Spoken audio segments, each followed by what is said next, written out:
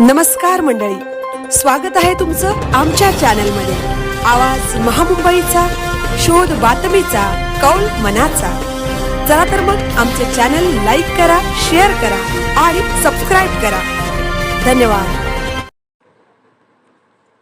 जिद्द आणि मेहनतीच्या जोरावर साक्षी जाधवचे दैदिप्यमान यश। महाडच्या शिरपेचात मानाचा तुरा। महाडच्या शिरपेचात मानाचा तुरा रोवला गेला आहे।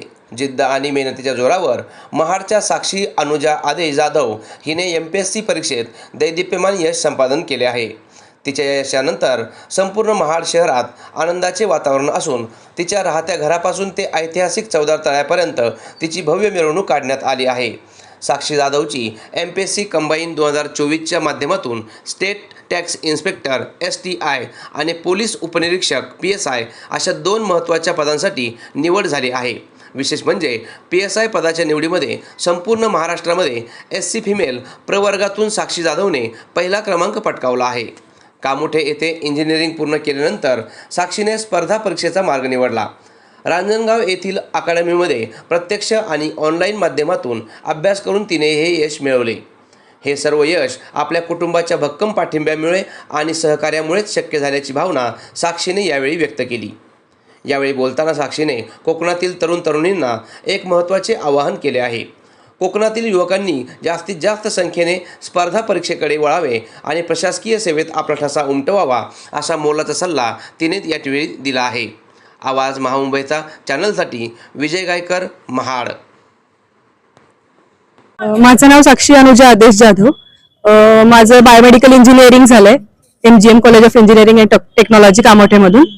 आता सध्या MPSC कंबाईन 2024च्या ऍड मध्ये माझं STI म्हणजे स्टेट टॅक्स इन्स्पेक्टर आणि PSI पोलीस सब इन्स्पेक्टर म्हणून माझं सिलेक्शन झालं आणि PSIचं सिलेक्शन झालं। त्यामध्ये मला महाराष्ट्रामध्ये SC फिमेल मधून माझा फर्स्ट रँक आलाय महाराष्ट्रामध्ये। आणि माझं जर्नी सांगायची म्हणजे माझं इंजिनिअरिंग झाल्यानंतर मी MPSC करायचा डिसिजन घेतला।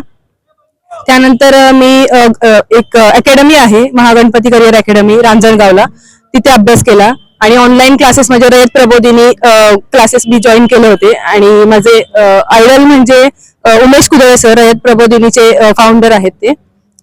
बाकी माझ्या सक्सेसचं श्रेय माझ्या फॅमिलीला जातं। माझे आई वडील, माझी ही दुसरी फॅमिली, सासरकडची फॅमिली, माझे हसबंड, माझा भाऊ, ह्या सगळ्यांना माझं क्रेडिट जातं सगळं सक्सेसचं।